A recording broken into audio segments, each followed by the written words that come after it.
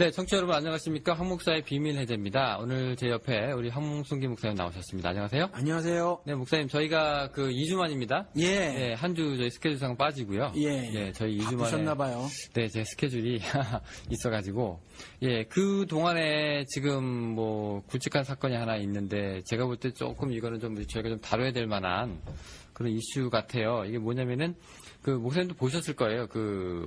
옛날 그 박정희 대통령 예, 추모 예배인지 추도 예배인지 제1회 예, 그 추도 예배가 이제 잡혔었는데 그 여러 가지 많은 교회들이 거기에 이제 참여를 했고요. 예. 실제로 이 박정희 전 대통령이 기독교 신자는 아니죠?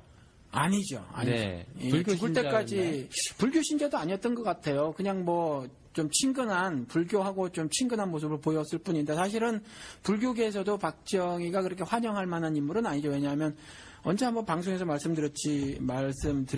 드렸듯이 그 우리나라 유명한 불교 성지들 전부 유원지화, 공원화 만들어 버렸거든요. 그러니까 사실은 불교 정신적으로 보면 참 불교인들 입장에서 보면 사실 불교 측에서도 박정희가 그렇게 환영할 만한 인물은 아니죠. 아무튼 기독교인은 아니었어요. 죽을 때까지. 네. 그런데 아주 이제 드문 일이 일어났습니다. 이제 이분을 이 전 대통령을 이제 여러 교회들이 모여가지고 추도 예배를 했다. 그랬다고 그러더라고요. 네. 근데 그 중에서 이제 우리 좀 부흥했다고 하는 이제 큰 교회. 뭐 이름 대도 되죠. 강남 나들목교회. 네, 그렇죠? 그냥 나들목교회 또 다른 게 있고요. 이제 강남 나들목교회도 있고 뭐 그렇다고 합니다. 근데 여기서 이제 그 중에 한 목사님이 이렇게 얘기했다고 합니다. 하나님도 독재다. 하시고 한국 사람은 독재를 좀 받아야 된다. 그랬대요. 이거 목사님 입장에서는 어떻게 보세요, 이거? 그러니까 하나님께서 박정희가 했던 독재를 하셨다라는 거잖아요. 이게 어떻게 목사 입에서 나올 수 있는지 모르겠어요. 그러니까 미국 사람들도 sovereignty라는 단어를 쓰면서 하나님의 절대 주권적 사역이란 말을 하거든요. 그러니까 역사는 그 생산 다중이 이끌어가는 것처럼 보여도 사실은 리더가 아니라 사실은 우리 기독교인들의 입장에서는 하나님께서 역사를 이끌어 가신다라는 거잖아요. 하나님께서 역사를 이끌어 가시는 것은 하나님이 공의로우신 하나님이 또 거룩하신 하나님이 불의하지 않고 오직 의로우신 하나님께서 자신의 절대적인 뜻 그것을 가지고 이끌어 가신다 그래서 절대 주권적 사역이라고 말을 하는데 하나님이 가지신 그 절대 주권적 그 역사심을 독재라고 표현하는 거예요. 이건 도대체 목사는 고사하고 일반 어떤 그 신자라고 할지라도 어떻게 이런 말을 할 수 있을까? 참 궁금해요. 도대체 위험한 어떻게 단어죠, 아주. 그건 굉장히 불신앙적인 말이죠. 네, 우리 전두환 시절에도 독재였었고, 그렇죠. 네, 그랬는데 이제 하나님을 그렇게 얘기하면 이제 교회 안 다니시는 분들도 굉장히 하나님에 대해서 이미지가 안 좋아질 것 같고요. 그렇죠, 독재하는 하나님 이래 버리니까. 그래 기독교가 그런 거였어? 뭐 이렇게 생각할 수 있잖아요. 네, 지금 문제가 좀 그렇습니다. 근데 중요한 거는 오늘 저희가 주제가 이제 부흥인데요. 이게 뭐가 문제가 되냐면은 이제 이렇게 부흥한 교회에서 한국 교회가 이제 굉장히 크게 부흥했다고 우리가 이제 세계 속에서 자랑스럽게 이제 어깨 펴고 이제 있었는데. 그렇죠. 이런 일들이 툭툭 터지고 나면. 그럼 이렇게 우리가 양쪽으로 어깨에 뽕을 이렇게 넣고 이제 자랑스럽게 하고 있었는데 이거 다 뭐냐 이렇게 생각될 수 있단 말입니다. 그렇죠. 그렇게 부흥이라고 해도 우리가 마냥 좋아할 수 있는 건 아니다. 네, 우리 오늘 부흥 문제에 대해서 좀 다뤄보면 좋을 것 같아요. 우리 부흥이라고 하면 저는 먼저 이제 이런 이미지 떠오릅니다. 아주 열정적인 기도, 눈물, 그다음에 뭐 방언, 뭐 회개, 뭐 이런 거 막 떠오르는데 목사님도 그런 경험 있으시죠? 이전에 영적 대각성 부흥 집회 뭐 이런 게 있었죠.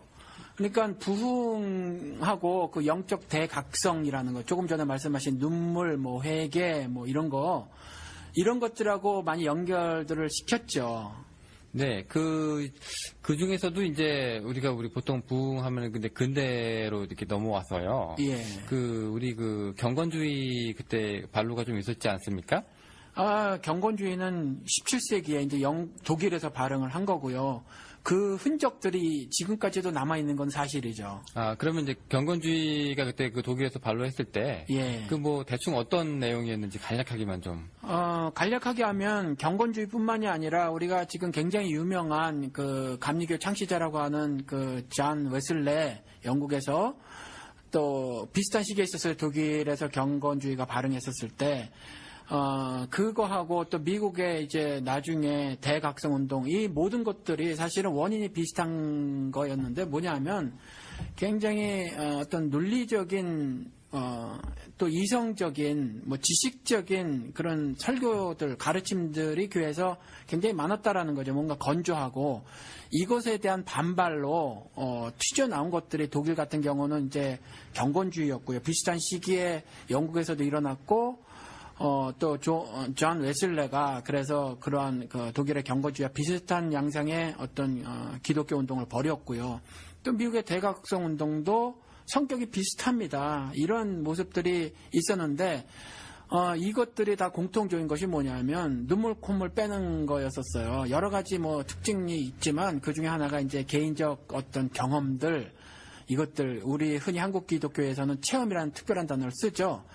이 영적 체험들을 굉장히 강조했던 것들이 이제 공통적인 거였습니다. 그러면 이제 원래 그 전에 이제 있었던 교회의 분위기가 예. 이제 좀 냉담하고. 그렇죠. 그랬죠. 이제 엄숙하고 좋게 말하면. 네. 이제 그런 분위기에 이제 식상했던 사람들이 이제 뭔가 좀 이렇게 신앙적인 체험을 좀 이제 살아있는 것처럼 해보자. 네. 예, 뭐 물고기가 팔딱팔딱 뛰듯이. 네. 예, 그런 걸 한번 해보자 해가지고 이 사람들이 이제 모여서. 네네. 이제 이렇게 그렇게 했던 게 이제 그런 과거 이제 그런 그 시대 이제 부흥이었다. 예. 또 한 가지 특징은 뭐였냐면 사실은 도덕적인 타락을 많이 보였거든요. 사실은.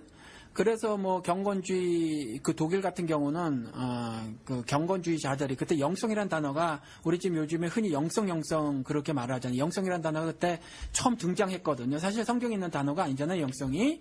그런데 그때 처음 등장했고 그때 도덕적인 타락을 사실은 지도자들이 많이 보였고 그다음에 평신도들도 많이 그랬다라는 거예요. 그래서 이런 도덕적 굉장히 금욕 생활을 강조하기도 했어요. 그 경건주의에서는. 그리고 영국에서도 그 요한 웨슬레도 그렇고 존 웨슬레도 그렇고 미국의 대각성 운동에서도 그런 도덕적인 삶에 대해서 강조를 했거든요. 그러니까 현대에서도 사실은 어떤 그 도덕적인 삶에 대해서 강조하는 가르침들이 현대교회에서 보이고 있단 말이죠. 여러 부분에서 예를 들어서 나름 개혁적인 신앙을 갖고 있다라고 하시는 분들이 현대 이제 한국 기독교계를 비판하면서 그 도덕적인 삶을 살 것에 대한 그 강력한 요구를 하고 있거든요. 이런 것들이 전부 다 이제 그 과거에 있었던 경건주의라든가 요한 웨슬레라든가 아니면 미국의 대각성 운동이라든가 이때 보였던 모습이 지금 보이고 있는 거라고 볼 수 있죠. 근데 그 당시 그 부흥이라는 게요. 예. 개인적인 그 깊은 그 신앙 체험도 이제 우리가 이제 한 사례로 볼 수 있는데. 네.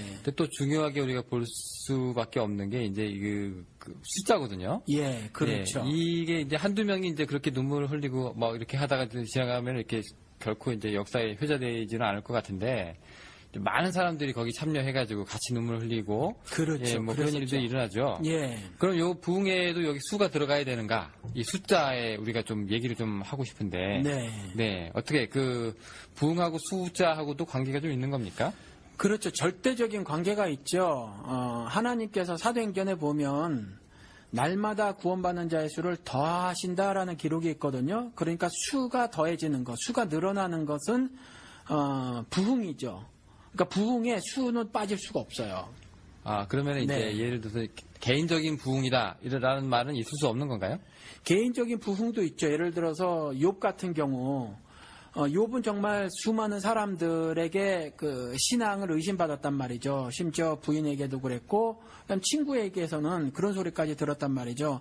너에게 이런 일이 닥친 것은 네 죄 때문이다. 네 자식들에게 이런 일이 닥친 것도 네 자식들 죄 때문이다. 그냥 벌어진 일이 아니다. 그랬지만 욥 같은 경우는 하늘 부흥을 누렸단 말이죠. 그러니까 부흥이 사실은 그 하늘 부흥이어야 하는 거죠. 하나님의 섭리가 드러나야 하는 것이 부흥인데 그것이 수가 됐든지 간에 수적으로 왕창 그러니까 개인에게 임하는 하늘 뜻 그러니까 그 땅에서 이루어지는 그 하늘 뜻이 그 개체수가 늘어나는 거죠. 그렇죠. 그것이 이제 부흥이죠. 예. 예, 그러면은 물론 개인적으로 하는 그런 체험의 성격도 있지만, 예. 일단 이제 많은 사람들이 거기에 동참해가지고, 네. 그게 운동처럼 이제 많이 번져나가는 것이 일단 부흥이다. 저는 운동이란 말은 좀 조심해서 사용하고 싶고요. 그러니까 뜻은 분명한 거 부흥은 하늘 섭리의 발현이에요. 그래서 각 개인에게 하늘 뜻이 이루어지는 거죠. 이 땅에서 예수 그리스도께서 하늘 뜻을 이루시려고 왔고 그 하늘 섭리의 발현인데 그 하늘 섭리가 발현되는 것이 그 여러 사람에게 나타날 수 있죠. 그것이 이제 날마다 구원받는 자의 수를 하나님께서 더해 주시는 거죠. 그래서 사실은 수가 안 늘어나도 부흥이라고 할 수 있고요. 또 그런 하늘 뜻이 여러 군데서 나타나는 거 그것도 부흥이죠. 그러면은 목사님 예. 지금 목회하시는데 네. 목사님 교회 어떠세요? 부흥이 좀 되시는 건가요? 성장은 아닌 걸로 일단 알고 있는데. 예, 그러니까 우리 교회도 예를 들어서 저랑 저 아내랑 둘이 개척을 했으니까 지금 보면 수적으로도 늘어난 거예요. 그런데 정말 조그만 교회예요, 수적으로는. 그래서 그렇게 물어보시면 수적으로는 큰 부흥을 이룬 교회는 아닙니다. 그러면 이제 목사님께서 말씀하신 그런 이제 부흥은 이제 이뤄가고 있다. 그것에 대해서 예를 들어서 수에 대해서는 저는 큰 관심이 없어요. 왜냐하면 그건 하나님께서 하실 일이니까 심고 물 주는 것만 열심히 할 뿐입니다. 잘하시게 하는 이는 하나님이시니까요. 네네. 금방 이제 경건주의 아까 말씀하셨는데. 예. 예, 비슷한 사례가 이제 100년 전에도 좀 몇 군데가 있었어요. 그렇죠. 예, 우리 한국에도 있었고, 예. 웨일즈 지방도 있었고, 예. 미국도 있었고, 여러 가지 사례가 좀 있는데요. 근데 이분들이 이제 결정적으로 이제 중요한 건 뭐냐면은 이제 이 선교사들이든 이제 먼저 이 집회에 참석했던 사람들이 이제 자기들의 죄를 고백하면서 이제 많은 사람들이 거기 동참해서 이제 같이 울고 뒹굴면서 이제 참여했다는 기록이 지금 계속 있거든요. 예. 네, 이 한국인들의 가슴에 이제 불이 붙기 시작을 했다는 표현인데, 네. 이런 것도 지금 부흥의 범주에 들어가는 거죠. 그거는 대답을 두 개로 할 수 있어요. 그렇다라고 말할 수도 있고, 그렇지 않다라고 말할 수도 있어요. 어느 분들은 구원이 취소될 수 있다고 이렇게 말하시는 분도 계시지만, 사실은 저는 그렇게 믿질 않아요. 구원은 취소될 수 없다라고 믿어서, 처음에 이제, 내가 죄를 자복했어요. 내가 회개를 했습니다. 라고 했던 회개가, 진짜 회개였으면, 그러면 성경에서 말하고 있는 그 회개였으면, 그렇죠. 그런데, 그렇지 않은 회개도 있을 수 있다라는 거예요. 그래서 단순히 감정적 변화, 심리적 변화 정도였으면, 예를 들어서 예수 안 믿는 사람들도, 울고불고 크게 죄를 뉘우치는 사람도 있단 말이죠. 그런 것에 머무를 수가 있어요. 심지어 그것이 하나님의 이름, 또 예수 그리스도의 이름을 말을 했다고 하더라도, 그럴 수 있다라는 거죠. 이쪽 이제 100년 전에 있었던 이런 사건들을 이제 예. 1903년 원산이라든가 네네. 1907년 평양이라든가 이런 이제 것들을 굉장히 이제 자랑스럽게 생각하는 분들이 있어요. 그렇죠. 근데 이분들은 이제 하시는 얘기가 하나님께서 하시지 않으면 결코 일어날 수 없는 일이다. 네. 이렇게 얘기를 하고 있거든요. 네. 실제로 이제 그 당시 이제 그 조선 땅에 많은 사람들이 굳이 자기 죄를 그렇게 자기 입으로 말해가면서 울면서 잘못했다고 얘기했던 사례가 굉장히 드물잖아요, 사실은. 네. 네, 이제 그런 면에서는 이게 부흥의 흔적이라고 우리가 얘기할 수 있지 않나. 네. 그래서 그렇게 좀 묻고 싶은데. 그런데 그거는 니누에를 보면 우리가 알아요. 니누에 같은 경우는 그 선민의식에 쩌들은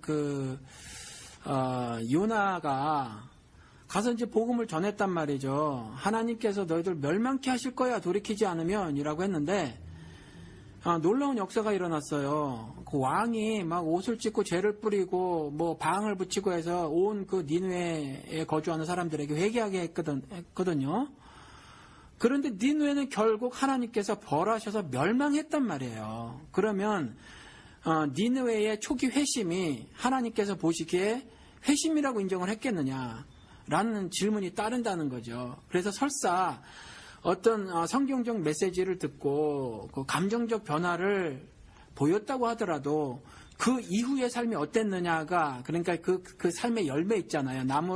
열매를 보고 나무를 안다고, 뭐 입으로 예수 그리스도를 영접했다고 하고 말이죠. 그다음에 회개를 했다고 하더라도 그것이 이후의 삶에 그 하나님을 따르는 자의 삶이 보이지 않는다면 사실은 그 회개는 성경에서 보는 그 회개라고 볼 수 없어요. 그러니까 어떤 분들은 그게 회개가 맞아. 그 구원이 취소됐다고 하는 분들은 회개가 맞아. 근데 이후에 하나님 구원 취소하신 거야.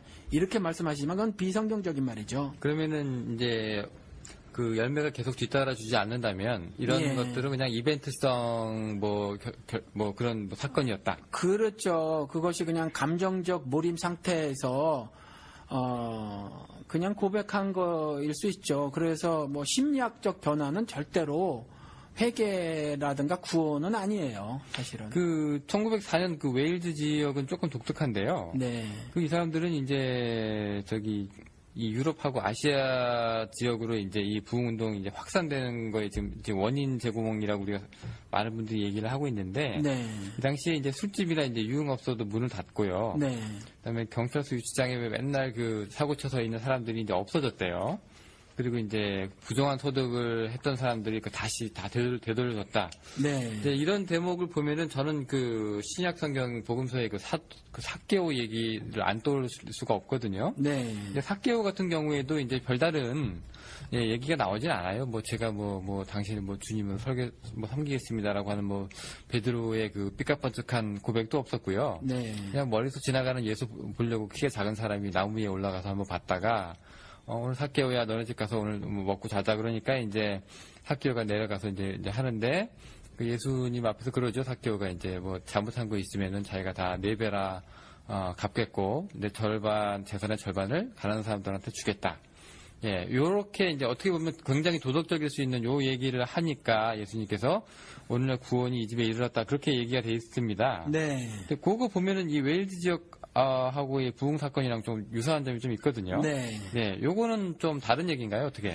그러니까 제가 조금 전에 그 말씀드린 것이 한국에서 벌어졌던 그 사건들 있지 않습니까? 역사적인 사건들. 그것이 그 하늘 섭리가 나타난 것이 아니다라는 말씀을 드린 것이 아니에요. 저는 원론적으로 단순한 어떤 감정적 변화라든가 심리학적 변화 이것이 결코 회개가 아니다라는 원론적인 말씀을 드린 거고 이후의 삶을 살펴봐야 된다라고 말씀을 드린 거고요. 그래서 삭개의 회개 같은 경우는 예수 그리스도로부터 인정을 받은 회개라는 거예요. 그래서 사실은 회개의 겉모습이 세상에 예수를 믿지 않는 사람들의 울고불고 통곡하면서까지 어떤 반성을 많이 하잖아요. 그 반성의 모습과 삭개오의 반성의 모습이 즉 회개 우리 기독교용으로 회개 모습이 겉모습은 동일하다라는 거죠. 그래서 웨일스 지역에 나타났던 그러한 것들도 겉모습만 가지고 그것이 하나님의 역사다. 그래서 우리가 그러한 현상들을 다시 한번 누리고 싶어서 즉 어떤 감정적, 도덕적 뭐 어떤 변화들을 막 추구하려고 한다거나 아니면 그때 보였던 어떤 수적 성장을 다시 한번 구현해내고자 하는 어떤 운동들 이런 것들은 일종의 이데올로기다라는 거죠. 그래서 사실은 본질적인 부분들을 좀 심각하게 고려를 해야 되지 않을까라는 말씀을 드린 거예요, 사실은. 그러면은 예를 들어서 이제 삭개오 같은 경우에 네. 예수님께서 이제 구원을 언급할 정도로 그 회개를 보셨다면 네. 그 이후로는 이제 그렇게 살지 않았겠다라고 이제 우리가 생각을 하면 되는 건가요? 그렇죠. 더 이상의 기록이 없죠. 그러니까 그렇게 추정을 할 수밖에 없죠. 분명한 건 열매를 보고 나무를 안다고요. 성경에는 그와 같은 구절들이 꽤 많다라는 거죠. 그래서 뭐 요즘에 많이 정말 쓰고 있는 그 마태복음 7장에 정말 주의 이름으로 별의별 일들을 다 해서도 하나님께서 밝히 말할 거지만 내가 나중에 밝히 말할 거지만 너는 아니다라는 거죠. 너는 내 눈에서 벗어났다라는 거예요. 밝히 말하니 그런 것처럼요. 사실은 삶이 문제라는 거예요. 삶이 정말 예수를 따르는 삶이냐 아니냐가 최초 고백의 진정성을 담았느냐 아니냐를 결정한다라는 거죠. 네, 그렇습니다. 우리 지금 미국에서 하니까요. 예. 우리 미국 얘기 하나만 해볼게요. 네네. 1906년이었습니다. 네. 미국 LA 아주사라고 하는 거리에서 이제 처음에 10명으로 시작됐던 기독교인들이 이제 기도하고 찬양하다가 네. 이거 그 아주사 부흥운동이라고 하죠. 이 사건 혹시 목사님 알고 계시나요? 예, 뭐 정확하게는 몰라도 그 아주사 거리라고 아주사 신학대학도 있어요. 그래서 네. 아주사 거리라고 거기에서 이제 제일 처음에 그 거리에서 한 것이 아니라 어느 뭐 공장 건물이라나 뭐 어디에서 이렇게 소수가 모였어요. 소수가 모였는데 그때도 역시 제가 조금 전에 말씀드린 것처럼 독일의 경건주의나 또 영국에서 그 요한 웨슬레가 벌였던 그 운동과 동일한 그 어떤 이유들이 있었다라는 거죠. 뭔가 좀 죽은 그 어떤 모습 같은 거, 건조한 모습 이런 것에 대한 반발로 이제 등장을 한 건데 그러다 보니까 이때 어떤 그 굉장히 그 감정에 호소하는 그런 메시지들이 전달이 되졌고요. 또 어떤 뜨거운 경험들, 막 그 감정적인 그런 경험들 같은 것들에 대해서 많이 전해졌어요. 그러다 보니까 이제 그러한 것들에 대해서 반발심을 갖고 있었던 사람들이 이때에 세이모라는 그 젊은 흑인 목사가 이제 인도를 했는데 이때에 굉장히 많은 사람들이 그 감동을 받고 말이죠. 그랬던 역사적인 사건이죠. 네, 이 사건들이 지금 이제 100년이 지난 오늘날에 예. 네, 이제 요런 부흥을 한번 재현해 보자 하는 노력들이 좀 있었어요. 예. 그 아주사 거리도 2006년에 그때 100주년을 맞이해가지고 제가 알기로 그때 조영기 목사도 참석한 걸로 알고 있는데, 거기 내노라는 분들이 거기 가가지고 이제 이런 일을 한 번 더 이제 허락하시옵소서 뭐 이런 개념의 큰 이제 일들이 있었고, 그 다음에 2007년에도 평양 그 대각성 운동, 부흥 운동을 이제 이 땅에 다시 이루소서 하는 컨셉의 그런 이제 모임도 있었거든요. 그러면은 이제 100년이 지나서 이제 그것을 그대로 담아서 여기서 다시 해보자라고 하는 이런 움직임은 그 어떻게 보면 되는 걸까요? 우리가 역사를 배우는 목적은요, 잘못을 되풀이하지 않고요, 또 잘했던 점들을 계승하기 위해서 역사를 배우는 거거든요. 똑같이 아주사 거리에서 벌어졌던 일들을 보고 말이죠. 잘했던 점은 계승을 하고 잘못한 점들은 본받지 말아야 해요. 그러기 위해서 그것을 기념하는 것은 좋지만 단순히 아주사 거리에서 벌어졌던 어떤 놀라운 현상들, 엄청나게 많이 모인 군중들 이런 것들을 회복해보자라고 해서 운동을 벌인다거나 아니면 기념 사업회라든가 기념회를 연다고 하는 것은 조금 우스꽝스러워요. 그래서 사실 그런 일들을 벌인 건 사실 왜냐하면 그 아주사 거리에서 있었던 거 한국 같은 경우는 모르지만 미국 같은 경우는 신학계에서 사실 그 역사로 다룰 때 말이죠. 그 오순절 개통 교회들 그러니까 은사주의 교회들 감리교회라든가 그 순봉교회에서는 그걸 대단한 역사로 치지만 복음주의 사이드에 있는 교회들 같은 경우 그런 데서 역사는 그냥 팩트로 다뤄지고만 있지 그것에 대한 시각에 대해서 뭐 이렇게 뭐 칭찬이라든가 아니면 본받아야 될 만한 일로 기술을 하고 있지 않거든요. 역사책에서도. 근데 그 아주사 같은 경우는 뭐 예를 들어서 그 뜨거운 찬양 또 예를 들어서 세이모어 목사 같은 경우는 심지어 12시간을 설교를 했는데 모든 설교에서 설교 준비를 하지 않아요. 그리고 성경책을 열지도 않고 들지도 않고 보지도 않고 설교를 하고 짧으면 막 6시간 뭐 이렇게 설교를 했다는데, 그러면 사실 무엇을 설교했는지 모르겠어요. 그래서 그때, 집회 때마다 사실은 그 질병 치유의 역사가 나타나고, 뭐 또 넘어지고, 쓰러지고, 뒹굴고, 경련 일으키고, 심지어 실신하고, 아니면 깔깔깔 요즘에 홀리 레프라고 막 그 성령 받으면 행복해진다고 해서 막 웃는 그런 것들 있잖아요. 그때 이미 그런 것들이 등장해서 깔깔깔깔 웃는 사람들이 등장하고, 나중에 정말 거품 물고 기절한 사람들까지 막 등장했거든요. 근데 이러한 현상들이 집중적으로 나타난 거예요. 그러면 사실은 성경에서 기록하고 있는 하늘 섭리의 나타남하고는 사실은 커다란 어떤 부합되는 점들이 있는 건 아니거든요. 그래서 이들은 질병 치유를 구원으로 바로 등치시켜버린 거예요. 문제점이 많이 있는 그 역사적 사건인데 단순히 이제 엄청난 수의 어떤 증가를 보였다거나 아니면 사람들을 집중시키는 어떤 감정적 몰입을 시키는데 탁월한 어떤 그 무엇이었다고 해서 그러한 현상들을 다시 한번 재현해보자 이런 건 하늘 섭리를 좀 알아보고자 하는 거라기보단 일종의 어떤 이데올로기가 아닌가, 그냥 일종의 신앙적 이념이 아닌가 싶다라는 거죠. 그거 저희 복음서로 살짝 돌려가지고 질문을 한번 해보겠습니다. 예. 그 예수 당시에 많은 사람들이 예수의 이적을 보고, 네. 예, 그리고 또 뭐 예수의 능력을 보고 이제 많은 사람들이 예수를 따라다녔다고 이제 나와 있거든요. 그렇죠. 예, 쉴 시간도 없었고, 예. 또 어떨 때는 너무 사람들이 많으니까 이제 배를 이제 띄워놓고 사람들은 육지에서 앉히고, 네. 예, 예수께서는 이제 배에서 이제 뭐 가르치시기도 하시고, 네. 이랬어요. 네. 그러면은 이 사람들 그 당시 그 사건은 네. 예, 엄밀히 말해서 직접 구세주가 이 땅에 왔는데요. 네. 그 부흥이라고 봐야 될까요? 아니면은 그냥 인기 사람들이 그냥 물론 예수께서 그것을 원하는 건 아니셨겠지만 그냥 뭐 자기 필요에 의해서 사람들이 따라다니는 그런 사건일까요? 그러니까 예수 그리스도께서 이 땅에 오셔서 벌인 모든 초자연적인 사건들 있지 않습니까? 기적, 무슨 어떤 놀라운 일들 같은 거, 이것들은 딱 한 가지 그 메시지가 있었어요. 그것들을 통해서 전하시고자 하는 메시지가 뭐냐면, 나는 하나님의 아들이다라는 거죠. 하나님의 아들이라고 말하는 건 요한복음 말대로 나는 신이다라는 말이에요. 그리고 또 하나는 그리스도다, 즉 구세주다라는 말을 전하게 한 거예요. 그래서 중풍병자 고쳤을 때도 내가 내 죄의 사함을 받았다라고 말을 한 거고, 그러니까 그 사람들이 참남하다고 이렇게 주변의 유대인들이 여겼잖아요.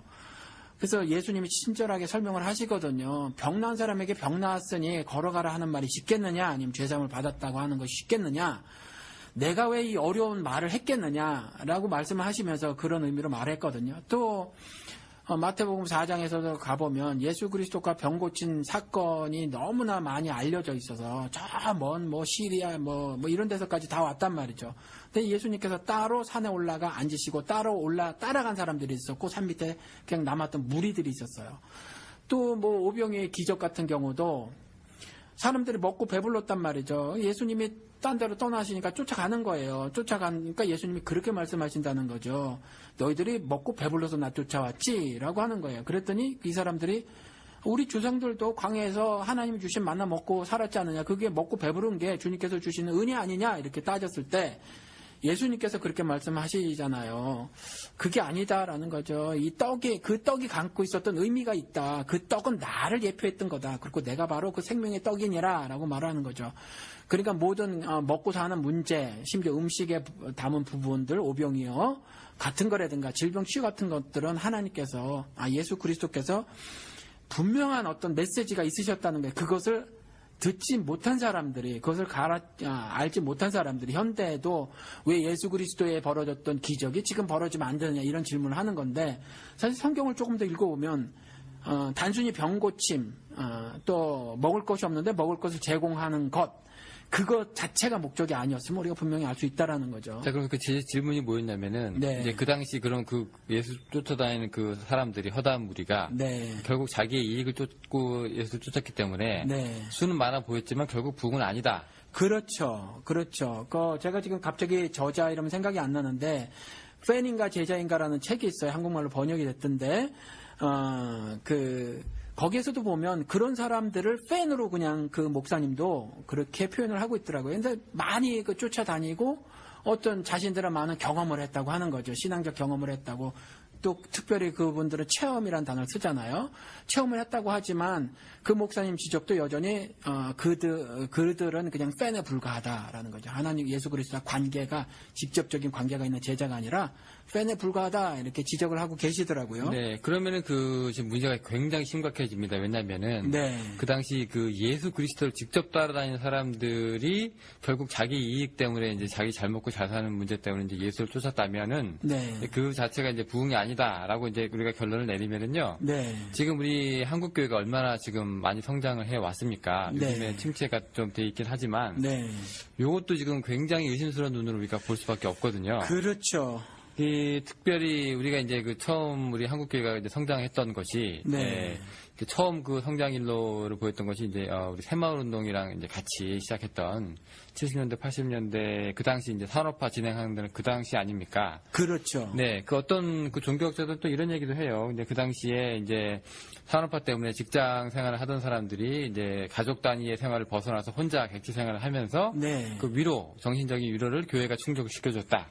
그리고 이제 근대화라는 이름으로 이제 정부에서 이제 무교를 추방하기 시작을 했는데 네. 이제 이렇게 공허한 한국인들의 마음 뻥 뚫린 거를 교회가 채워줄 수밖에 없었다. 네. 개신교가 이제 빈 공간에 무혈 입성했던 거죠. 예. 네. 요거도 뭐 동의하시나요? 우리 70년대, 80년대 때 교회가 좀 성장을 했었죠? 그렇죠. 그때 이제 그 한국 사회가 굉장히 가난했고 아시다시피 1975년까지 남한은 북한보다 가난했어요. 굉장히 가난했죠. 그때 이제 그 한국 기독교가 가난과 질병으로부터 해방이라는 캐치프레이즈로 사람들을 끌어들이기 시작을 했어요. 그러니까 새마을운동이 잘 살아보세잖아요. 똑같거든요. 그러니까 좀 잘 살아보자라는 거예요. 사실 병원 갈 돈도 없고 근데 기도 한 방으로 낫게 해준다니까 그 캐치프레이즈로 이제 사람을 끌어모았는데 굉장히 공허한 결과인 것이 뭐냐면 뭐 잘 살았다고 하는 새마을운동 결과로 잘 살았다고 하는 그 농어촌의 젊은이들이 다 떠나가고 없었잖아요, 사실. 그리고 도시에 올라가서 빈민층을 형성하고 했단 말이죠. 현재까지도 그 영향이 남아 있어서 시골이 잘 살은 게 아니라 여전히 그 나이 많은 노인네들만 남아 있는 형국이거든요. 교회도 마찬가지예요. 교회도 마찬가지로 이제 가난과 질병으로부터의 해방으로 사람들을 끌어모았지만 참 신자들의 숫자는 사실 없다라는 거죠. 농촌을 지키려고 했던 지킬 수밖에 없던 그 노인네들 같이 정말 신앙을 지켜야 되겠다고 하는 사람의 수는 극히 적지 않은가 이런 생각을 가져봅니다. 네, 그 마치 그 듣고 있으니까 옛날 우리 군대 생활 하면은요, 네. 네, 종교 행사 우리 일요일마다 하지 않습니까? 그렇죠. 이제 군인들은 알아요. 어디 이번에 교회에서 초코파이 2개를 준다. 네. 예, 이번 주는 이제 절이 떡을 준다. 뭐 네. 이런 거 우리 다 정보가 돌잖아요. 네네. 이제 거기 따라서 이제 왔다 갔다 하시는 분들이 있는데, 예. 그것도 뭐 군대 생활의 낙이라면 낙이겠지만은, 네. 이제 조금 이거 희화화시켜서 얘기를 하면은 이 기독교라는 것도 네. 그죠? 이게 뭔가를 채우기 위해서 다니는 사람들은 네. 이게 조금 그냥 허다한 무리 속에 속한 사람이 아닌가. 예. 네, 이게 실질적으로 부흥하고는 좀 상관이 없는 게 아닌가. 그 뉴스 혹시 보셨는지 모르겠어요. 요즘에 그 연세가 많으신 분들이 어디 갈 데 없고 여전히 그런데 건강하셔서 뭐 공원 같은 데 가 계시고 그러잖아요. 그런데 용돈은 이제 뭐 별로 없고 하셔서 교회에서 말이죠. 2,000원, 3,000원씩 주고 이제 교인으로 앉혀놓는다고 그래요. 이 사람들 교회에서 돈을 받습니까? 예, 그래서 어르신들이 이제 받고, 근데 이제 뭐 표종은 뭐 말도 못한 거죠. 근데 그게 다 작은 교회에서 벌어지고 있다는 거예요. 소규모 교회에서. 그래서 노인네들이 그 어르신들이 이제 교회 문을 나가면서 서로 대화를 나누는 게 빨리 가야 돼라는 거죠. 그러니까 두 번째 이제 그 파타임 직장을 향해서 가는 거죠. 그러니까 교회에서 다른 스케줄이 있어서. 그렇죠. 교회에서 이제 그런 식으로다가 사람 수를 늘리는 일까지 이제 벌어진 거거든요, 한국에서. 그거 혹시 그 교회 인수할 때 교인 많아 보이게 하기 위한 그런 건가요? 아니, 그게 아니라, 모르겠어요. 뭐 때문인지 그 뉴스에서는 그런 원인 같은 것들은 말해놓고 있지 않은데, 아무튼 이제 이와 같이 몰래 카메라 형식으로다가, 뭐 혁대 같은데 조그만 카메라 달아서 이렇게 찍었는데 보니까, 그 교인 수가 뭐 30명, 40명, 뭐 20명, 50명 이런 되는 데서 보니까 어르신들이 굉장히 많이 앉아 계신 거예요. 근데 이분들이 전부 2,000원, 3,000원, 굉장히 적은 돈이죠. 2,000원, 3,000원을 받으려고 이제 거기 앉아 계신 분들이었던 거예요. 시간당. 네. 예, 근데 아니죠. 이제 그게 일당이에요. 하루에. 예, 이제 하루 종일은 아니니까 예배 시간만이니까. 그 시간에. 예, 그런데 교회가 이런 식으로까지 접근을 하는 거죠. 부흥이 뭔데? 이런 식으로 부흥을 겉으로 표시를 하는 거죠. 네, 제가 아는 거하고 조금 다른지 모르겠는데, 예. 제가 아까 말씀드리려던 거는 이제 교회가 이제 교회를 인수할 때, 예. 더 많은 교인들을 이제 우리 교회 교인들이 더 많다는 걸 보여주기 위해서 네. 예, 그 인수하는 순간에 이제 살짝 그렇게 페이크를 쓴다고 하더라고요. 예, 그런 경우도 있겠지만, 예. 뭐, 이 경우는 나름 자기들이, 예, 뭐, 그런 경우도 있을 거예요. 근데 이제 이유를 갖는 것이 어떻게든지 교회 안으로 발걸음을 인도하게 하고, 그것에 이제 교인들의 동의를 얻는 거죠. 우리가 이걸 투자를 하는 거다라는 거죠. 그래서 복음을 뭐, 전한다라는 거예요. 일단 사람을 그런데, 돈을 주고 사람을 예. 데리고 와서 복음을 전하는 거다. 우리는. 예, 이제 그렇게 말을 하고 있는 건데, 부흥이라는 것이 성경에 있는 것대로, 예수 그리스도께서 전혀 그러한 전략을 구사하지 않으셨다라는 거죠.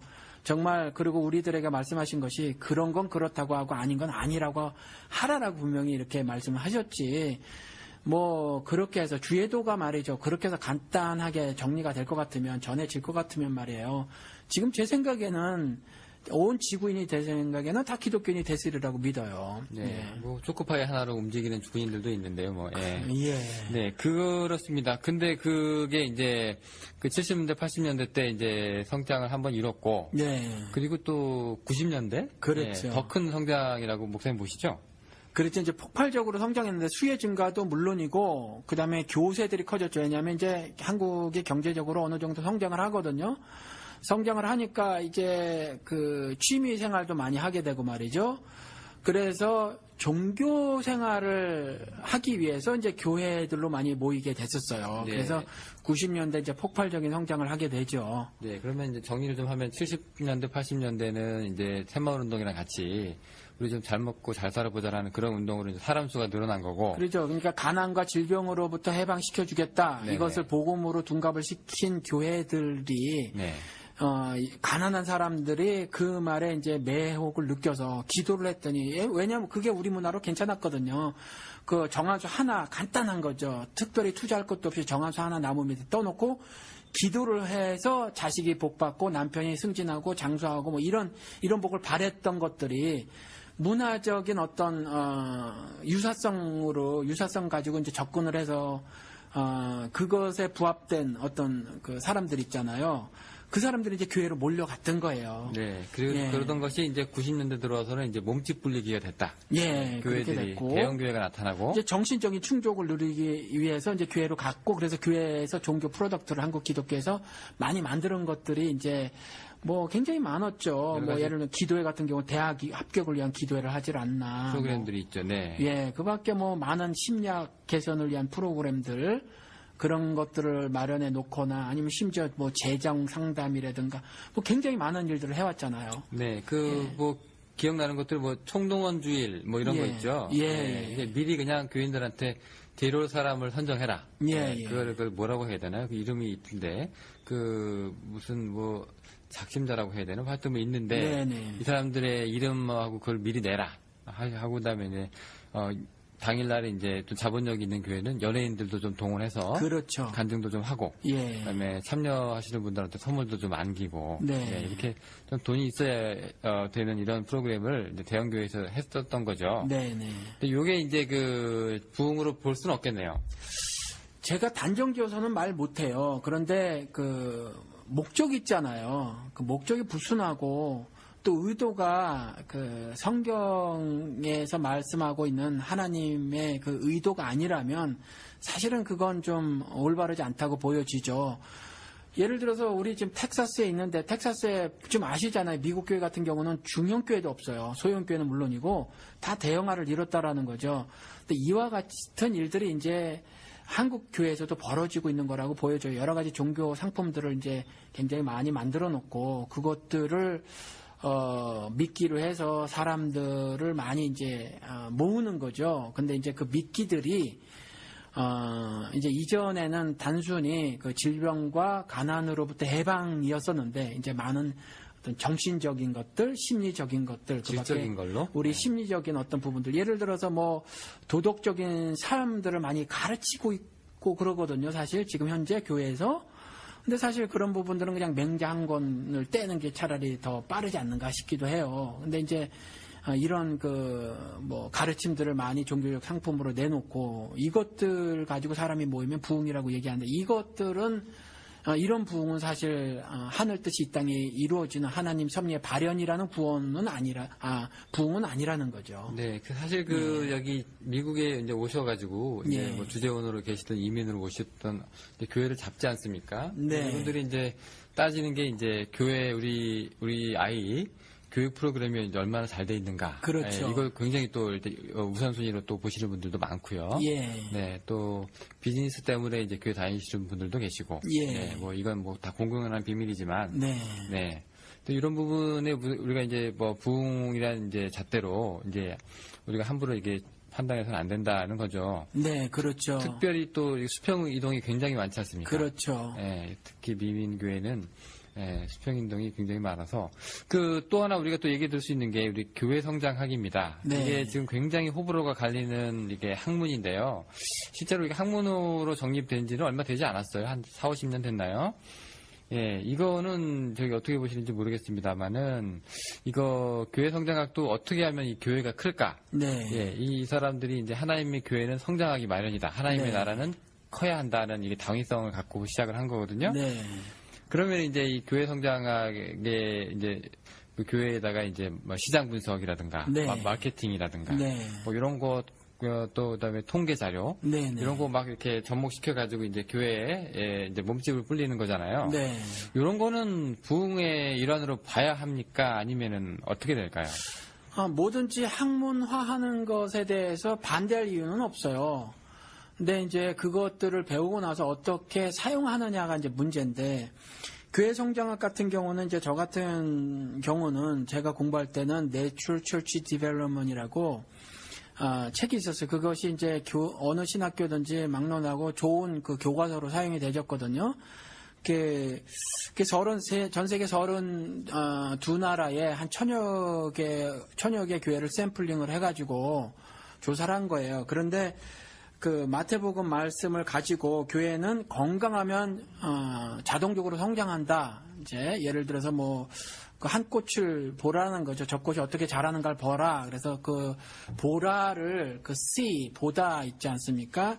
그게 원래 원어로는 observe라고 이렇게 참여하다라는 뜻도 있다고 하면서 그 들꽃이 자라나는 그 성장에 참여하라라고 이제 그렇게 해요. 그러면서 그 꽃이 자라나는 것이 그 땅 밑에 어떤 리얼리티가 어떤 그 무엇이 그 꽃을 그 식물을 자라나게 한다는 거죠. 그리고 그 무엇은 말씀이라고 이제 말을 하는 거예요. 이렇게 처음에 근사하기 시작을 했어요. 이렇게. 그러니까 하나님의 말씀, 즉 하늘 뜻이 이 땅에 구현되는 거, 그것이 이제 교회 성장을 이끌어낸다라고 말을 해놓고 있고, 그리고 또 수의 성장을 주목하고 있지는 않았단 말이죠. 처음에. 그런데 그 이후에 그렇게 서론에서 말을 해놓고 그 후에 그 책을 보면 전부 다 뭐냐면 그 육하원칙 있지 않습니까? 그래서 뭐 육하원칙이 뭐죠? 언제 어디서? 예, 뭐 그런 것. 그러니까 우리가 무엇을 해야 할까? 우리가 언제 해야 할까? 어떻게 해야 할까? 뭐 무엇을 해야 할까? 뭐 이런 것들을 쭉 써놓은 거예요. 그러니까 우리가 무엇을 어떻게 하느냐에 따라서 교회가 흡사 성장할 것처럼 그 책이 전체적으로 그렇게 쓰여졌다는 거죠. 이런 거라든가 또 뭐 교회의 7가지, 뭐 7가지라는 9가지 질병 같은 것들을 사회과학적인 분석을 했단 말이죠. 그래서 예를 들어서 비즈니스를 이렇게 사업체를 열 때도 뭐 3P를 고려하라고 하잖아요. 뭐 플레이스, 피플, 뭐 또 하나 있던데 아무튼 뭐 이런 거. 뭐 장소도 고려하고 뭐 얼마나 사람들 유동인구 많나 이런 거 고려하라는 것처럼 그 교회 질병에 이것까지 두었단 말이죠. 그 여러 가지 질병 중에 몇 가지 그 책에서 몇 가지라고 했는지 잊어먹었지만 사람이 많지 않은 곳에 교회를 차리면 안 된다라는 거죠. 그래서 우리 이민교회에서도 우리 지금 여기 달라스 지역인데 한국 사람 많이 사는 곳에 교회가 엄청 지어져 있어요. 그렇죠? 그리고 자꾸 그쪽으로 이사 가려고 하고 있거든요. 그러니까 뭐 이런 거라든가 이게 세속적인 가르침이라는 거죠. 또 목사도 여러 가지 유형으로 나와서 무슨 교사형 목사가 있다는 둥, 뭐 CEO형이 있다는 둥, 뭐 이런 거 가르치면서 전부 다 이제 CEO형 목사들이 되기를 소원하는 거죠. 그래서 조직을 잘 조직하고 그 조직을 잘 관리하고 유지하고 발전시키는 그런 목사, 말씀을 얼마나 잘 가르치냐 보다 그런 목사가 되기를 소원하고 말이죠. 그래서 또 신학교 다니거나 부목사가 되는 것도 큰 교회 가서 그러한 것들을 배우려고 많이 지원들을 하고 뭐 그런 지금 나쁜 결과들을 교회 성장하게 만들어내지 않았는가 그런 생각이 들어요. 쌓는 거죠. 예. 예. 이 목사 지망생들, 예. 이분들도 아무래도 우리 사람들이 이제 중소기업보다는 이제 대기업에 취직하려고 하는 것처럼, 예. 네, 교회에서도 그래도 또 명망 있고 이름 있는 교회에 가서 이제 네. 조금 더 이제 잘 훈련을 받을 수 있지 않겠나. 그렇죠. 예, 그런 이제 그런 얘기들을 좀 많이 하는데요. 예. 그러면은 어떻게 보면은 이게 뭐 그렇게 좋은 건 아니네요. 만약에 이 교회 성장학이라는 그 학문 때문에 이제 이런 악 영향들이 막 생겼다면, 네. 네. 근데 그 성경에 보면 또 우리 이런 말도 있어요. 비둘기 예수께서 이제 그 제자들한테 가르치실 때. 뭐 비둘기처럼 순결하되 네. 또 뱀처럼 또 지혜로워라 네. 하는 말이 있거든요. 네. 근데 어떻게 보면은 이 뱀이라고 하는 게 뭐 성경에서는 결코 그렇게 좋은 뉘앙스는 아닌데 네. 그런 뱀을 사용하면서 좀 닮아라. 예. 뱀이 얼마나 지혜로운지. 네. 약간 그런 방법이라도 써라. 이렇게 네. 생각하는 것처럼 들린단 말이죠. 예. 뭐 물고기 많은 데 가서 그물을 던져야 되는 것처럼 예. 사람 많은 데 가서 교회 지어야 되는 건 당연한 거 아니냐. 네. 근데 그럼 이제 어떤 뭐 평가를 내릴 수 있을까요? 예, 우리가? 거기에서 이제 뱀은요, 나쁜 의미로 사용되지는 않았고요. 그냥 지혜의 의미로 사용되는데, 아무튼 지혜를 구해서 사람 많은 데 가서 목회, 그것이 지혜라고 생각을 해서 그렇게 사실은 이제 움직이고 있는 거거든요. 그런데 사람 많은 곳에 가서 교회를 개척을 하거나 아니면 글로 이전하는 것 자체가 문제가 있는 것은 아니에요. 제가 조금 전에 말씀드린 것처럼 모든 것이든지 학문화하는 것 자체가 문제가 있는 것은 아닌데 그것을 적용함에 있어서 그것을 구체화하고 실제화하는 데 있어서 그릇 적용하고 그릇 실천하는 것에 문제가 있다라는 거죠. 그래서 뱀같이 지혜로라 하는 걸 단순히 사람 많은 데 가서 사람 많이 끌어모으자로 생각을 해서 그냥 사람 많이 모으게 해서 사람 많은 곳에 가서 교회를 연다. 이렇게 되면 굉장히 곤란하다는 거죠. 그건 지혜가 아니에요. 그건 망하는 거죠. 그건 세상적으로 보면 지혜 맞아요. 왜냐하면 비즈니스를 잘하려면 그래야 하니까. 근데 교회를 하는 건 비즈니스라는 게 아니잖아요. 그러니까 그건 사실 뱀같이 지혜로운 것이 아니라 어리석은 거죠. 네, 우리 교인들 입장에서 조금 이제 혼란스러울 수 있는 게 하나 있는데요. 네. 이게 왼쪽, 오른쪽 양 극단에 있는 게 뭐냐면은 한쪽 끝에는요. 네. 예수 그리스도의 가르침 중에서 이제 좁은 문으로 들어가라. 네. 좁은 길로 가라. 네. 거기는 이제 길이 이제 외지고 좁고 험해서 협착하고. 네, 예. 사람들이 찾는 사람들이 많지 않다. 예. 그렇게 해가지고 이제 더 어렵고 이제 험한 길을 이제 가르쳐서 오히려 그렇게 소수, 네. 예수를 따르는 사람들이 소수일 수밖에 없다는 가르침이 또 왼쪽에 있는가 하면은, 네. 오른쪽에는 또 그게 아니라 아까 잠깐 우리 사도행전 우리 언급했지만, 네. 어떻게 보면 이렇게 더 하나님의 도가 더 많이 전해지고, 네. 더 많은 사람들한테 노출되고, 예. 또 많은 사람들이 또 교인으로 가입되는 건 또 좋은 일이잖아요. 예. 양쪽 끝단에서 지금 뭐가 맞느냐라고 이제 지금 갈등하고 있단 말이죠. 네. 이런 부분에서는 이제 부흥이 어떤 모습이냐에 대해서 우리가 적용을 좀 해야 될 필요가 있을 건데요. 네. 이렇게 보면은 또 이쪽이 맞는 것 같고, 네. 또 저렇게 보면 또 저 사람이 또 맞는 것 같고 그렇거든요. 네. 혹시 이런 어떤 좋은 기준 같은 게 있을까요? 글쎄 이건 제 신앙이고 제 신학인데 저는 수는 일단 우리 인간들이 관심을 두어야 할 것으로 생각하지 않습니다. 숫자. 수는 왜냐하면 성경에 분명히 하나님께서 구원받는 자의 수를 더해 주신다고 했거든요. 그리고 조금 전에 교회 성장학에서 인용했던 마태복음 말씀도 그렇고 잘하시게 하는 이는 하나님이시다라는 말이거든요. 그러니까 수에 대한 관심은 우리가 가질 필요가 없다고 생각을 해요. 그리고 또 가져서도 안 되고, 그리고 우리가 관심을 가져야 할 것은 말씀이라고 생각을 합니다. 그리고 말씀으로 사실 하나님과 동행을 하는 거고요. 그리고 하나님께서 분명히 온 천하에 물이 바다에 넘친같이 나를 아는 지식이, 나의 영광을 아는 지식이 편만하게 퍼질 것이다 라고 말씀하고 계시거든요. 그래서 우리가 최선을 다해서 말씀 중심의 삶을 살고요. 그 말씀 중심의 삶, 하나님께서 이미 마태복음에 예수 그리스도께서 승천하시기 전에 제자들에게 말씀하신 것처럼 내가 너에게 가르친 거, 분부한 거, 그것을 가서 가르쳐라 라는 거거든요. 사도행전 1장 8장에서도 땅끝까지 이르러 내 증인이 되리라, 되어라도 아니에요. 될 것이다라는 게 자동적으로 너희가 나와 관계를 맺으면 당연히 예수를 증거하게 될 것이다. 예수를 증거하는 일, 말씀을 가르치는 일에 초점을 맞춰야 하지.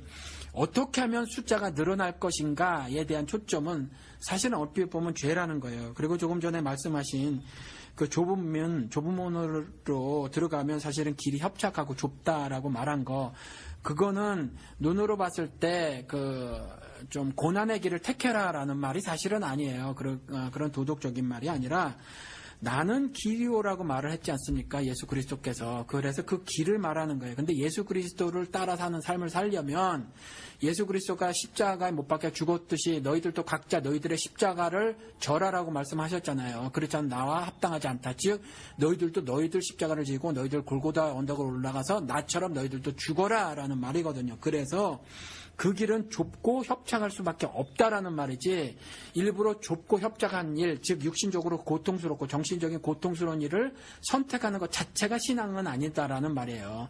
그러니까 무조건 고생하는 일 자체가 신앙은 아니에요. 단지 예수를 믿고 살면 이와 같이 세상은 어차피 예수와 적대의 관계에 있으니까 그와 같이 박해를 받을 것이다라는 말씀을 하는 겁니다. 네, 그럼 그 두 개를 접목을 시키면은 이게 네. 굉장히 이상적이고 이제 어려운 상황이 되는데요. 네. 뭐냐면은 이게 자기 십자가를 지고 기꺼이 예수를 따르려는 사람이 굉장히 많아지는 거잖아요. 그죠? 네. 그 부흥이라는 게. 네. 예, 부흥과 그 좁은 길을 합쳐버리면. 네, 네. 예, 부흥이라는 게 성서적 의미에서 정말로 우리가 이상적으로 얘기하면은 그런 사람이 예수 그리스도를 따라가려는 사람들이 많아지는 건데, 네.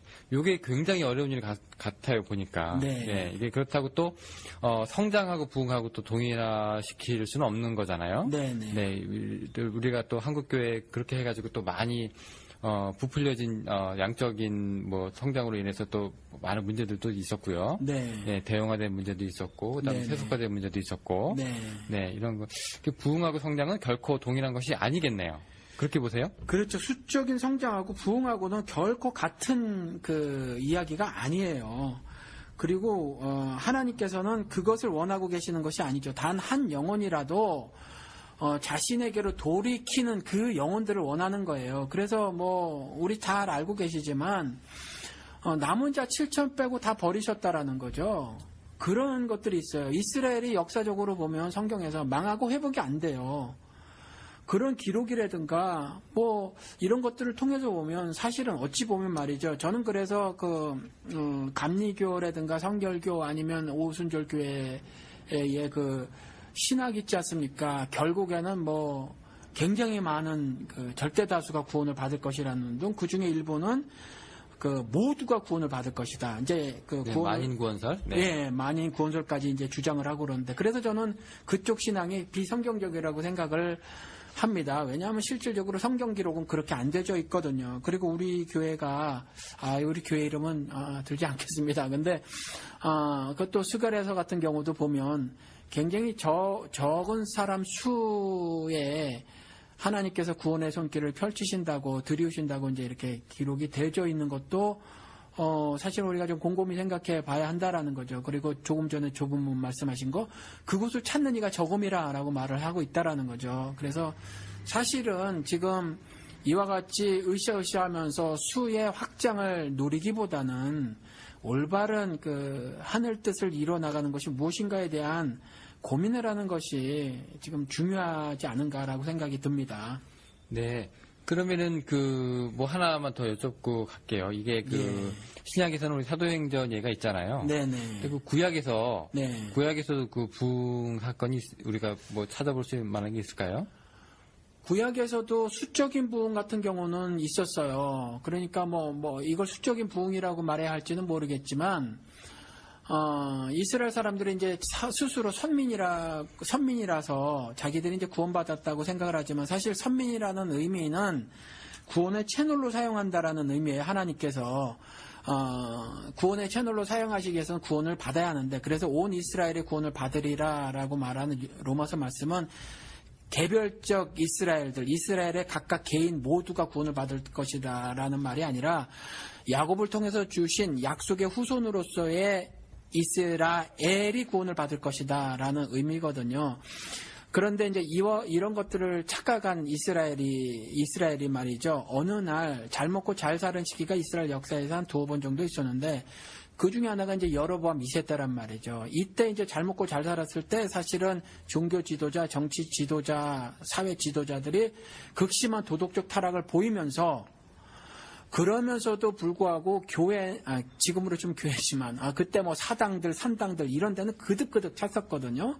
지금도 마찬가지 현상을 보이고 있잖아요. 사실은 제가 우리 교회는 세금 속이면서 그거 갖고 헌금하지 말라고 하는데 사실은 세금 다 속이고 있단 말이죠. 지난주 제 설교에서도 그런 말씀 한마디 던졌는데 뭐 예를 들어서 길거리에 떨어져 있는 일부를 줍지 말라는 거예요. 그냥 저한테 이런 질문을 하시는 거예요. 교인 중에 한 분이. 목사님 그거 일부를 경찰서 갖다 줄 수도 없고 뭐 누구 찾아줄 수도 없는데 그거 주시면 안 됩니까? 그래서 제가 그렇게 말을 했다는 거죠. 실정법에도 예수 안 믿는 사람들도 예수 안 믿는 사람의 도덕이 만들어낸 실정법에서도 이탈물 횡령죄라는 것이 있다.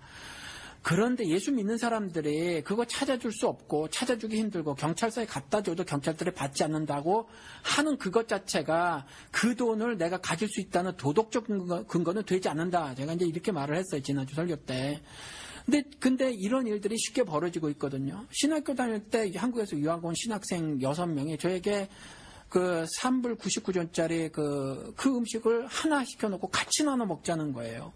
그러니까 이와 같은 일들을 아무렇지도 않게 1불이나 10불, 뭐 1,000원이나 10,000원 이런 돈들에 대해서 부도덕한 모습을 보이고 또 작은 다른 뭐 돈에 관하지 않은 다른 문제까지라도 뭐 이런 부도덕한 문제를 보이면서 예를 들어서 200 몇십억 횡령 배임했다는 이번에 조윤규 목사 같은 경우라든가 어떻게 돌을 던질 수 있겠어요. 그러니까 이런 작은 부분에 있어서 하나님 신자로서의 삶을 살아내지 못하고 있는 상태에서 여로보암 2세 때에 도덕적 타락을 보이면서 상당히 가득 찼는 것에 대해서 하나님이 조금도 가차없이 아주 영적인 메시지를 들이대서 강력한 비판을 하셨단 말이죠. 거의 짐승 취급을 했단 말이에요. 그런 것처럼 지금 현재 이와 같이 굉장히 하나님 신자로서의 올바른 삶을 살지 않고 교회에 가득가득 모이고 더 많이 모이기 위해서 애를 쓰기 위해서 종교적 상품들을 만들어내고 하는 것들은 이건 단순히 종교적 이데올로기다. 한국 기독교계가 만들어낸 이데올로기지 이것이 결코 하나님의 섭리의 발현인 부흥이 아니다. 이렇게 말씀을 드리고 싶습니다. 네. 예. 그 부흥이라는 게 그러면은 저는 이제 마지막 질문일 수 있는데요. 네. 이게 그 신자가 자기의 그 잠을 깨고 이제 회복을 하는 건지 자기 영적인 상태에서 그렇죠. 아니면은 비신자가 네. 예, 이제 다시 예수를 영접하고 거듭나는 것도 부흥인지. 그러니까 신자라고 말했을 때 그 사람을 정말 하나님을 따르는 사람이다라고 하면 그건 우리 성경에서는 성령 충만이라고 말을 하죠. 성령 충만이라고 말을 하고 그 다음에 부흥이라고 하는 것은 뭐 그것도 사실 부흥이 될 수도 있어요. 그런데 믿지 않는 사람들이 날마다 구원받는 자의 수를 더해주는 거 이것이 하늘 뜻이 점차 확산되어 가는 거죠. 그래서 그걸 부흥이라고 할 수 있고 첫 번째 경우도 사실 욥 같은 경우가 하늘 부흥이 임하는 거거든요.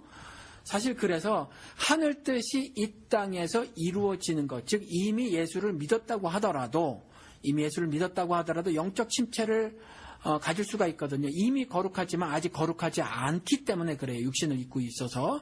그래서 그 사람들의 영적 충만한 모습을 갖게 되는 것. 즉 성령님께서 인도하셔서 피가 아니라 성령님의 충만함이죠.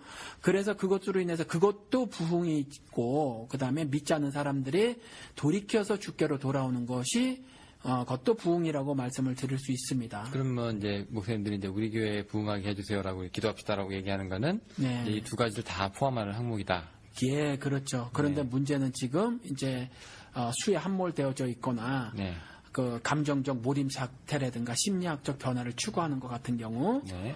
이런 것들을 만들어서 이것들을 흡사 부흥처럼 각색하는 것은 사실은 올바르지 않다라는 거죠.